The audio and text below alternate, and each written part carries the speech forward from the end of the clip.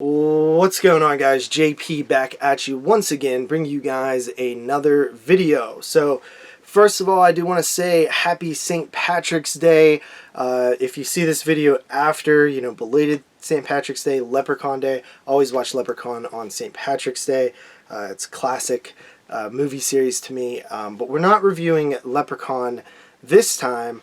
We're going to be reviewing another 4K title, and this one's coming courtesy of Arrow Video. I'm really excited to talk about this film because this film is considered to be one of the best, if not the best, werewolf films of all time. It's definitely one of my favorite, and that is An American Werewolf in London from the year 1981. Directed by quote-unquote master of horror John Landis. Now that's a little bit of a debate amongst horror fans, but we'll leave that one for another video.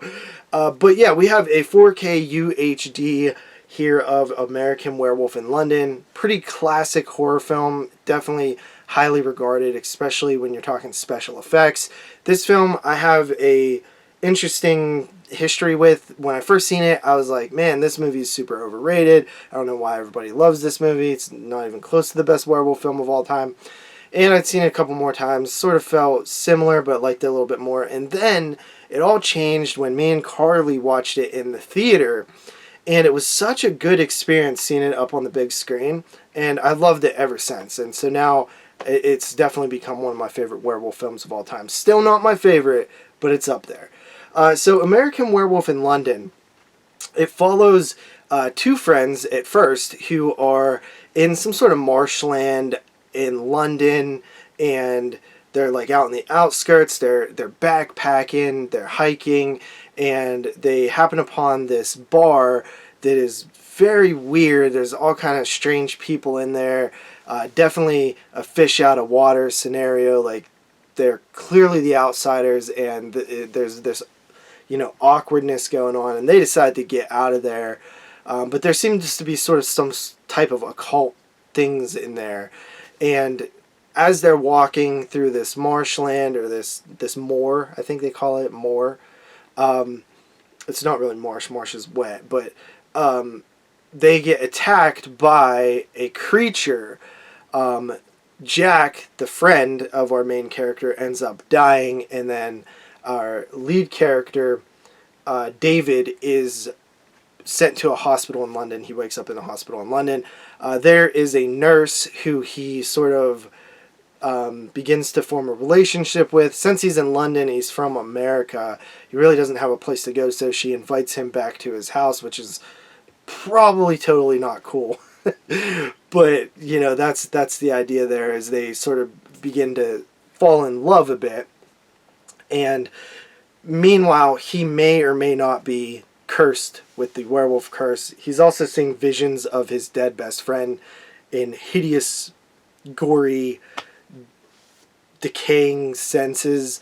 And those scenes are really good. And there's a couple of dream sequences too. So it's him dealing with the fact that he's turning into a werewolf, possibly, and him also having this relationship with the woman. And there's a lot of comedy thrown in there too. It's a very comedic horror film, but it's not like super slapstick funny. It's more like sort of a light humor that is just kind of funny. It works. But that's basically the story. Now, what's so great about American Werewolf in London is the effects.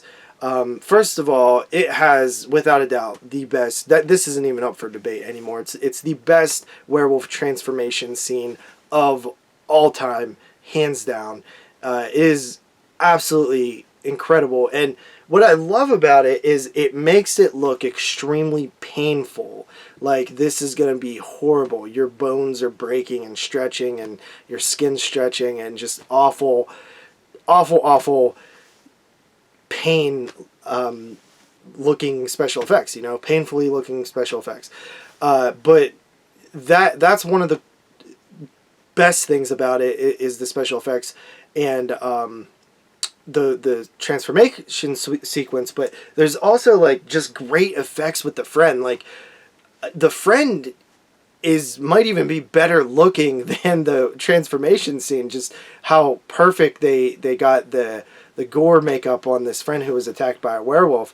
And there's some humor to it there. The friend is telling David that, you know, he needs to die. He needs to end the bloodline. He should kill himself. So there's that sort of debate there too, because he's going to end up killing people.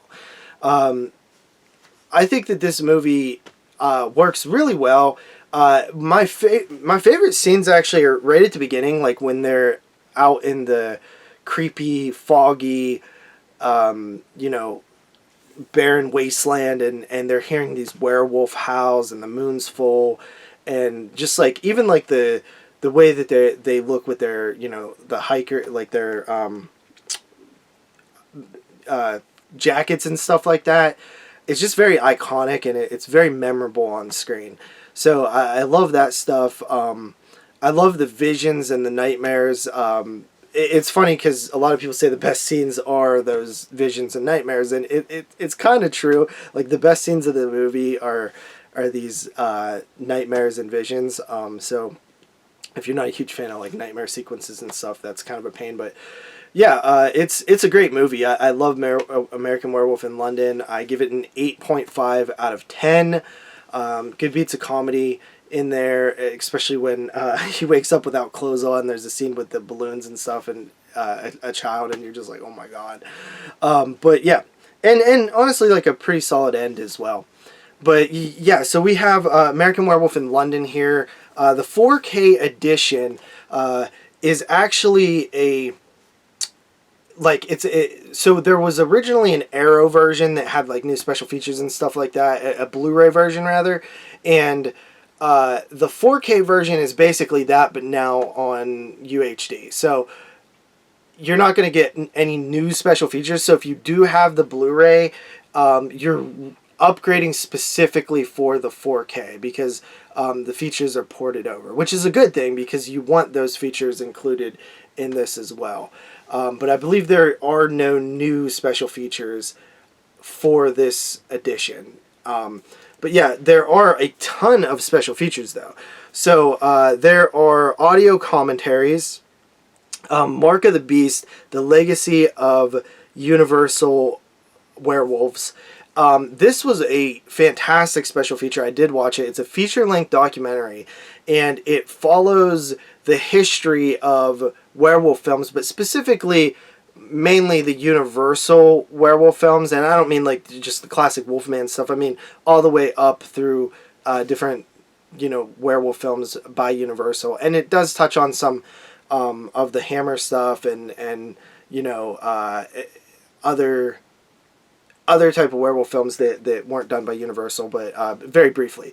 But it's really cool because they really go into the history, a little bit of the history of Universal horror, which is always fun, and like the Dracula, Frankenstein, and Wolfman character, and then of course when you had them all come together for different films, and then you have the Abbott and Costello stuff, which is very good, and all the way up into the American Werewolf in London, and also the Wolfman remake from 2010, which I've never seen, but honestly, I always like avoided it because I thought it was crap. But honestly, like hearing them talk about it and seeing scenes from it, I'm like, this actually looks pretty good. I need to give that a try one day.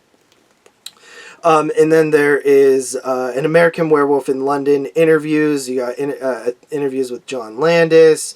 You have a feature-length documentary. Also is another feature-length documentary on here that is specifically about,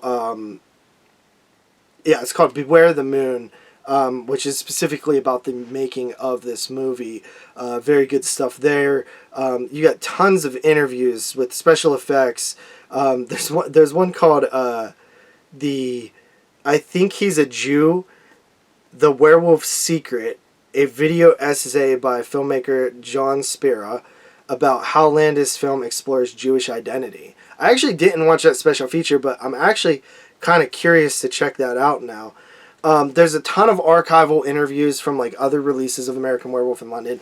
As you can see, guys, I mean, this wall of text here, it's so tiny that it's hard to read off, but I mean, there's so many special features on here, it's nuts. So definitely worth picking up, especially if you don't have that Blu-ray version, which I did not, so this is perfect for me.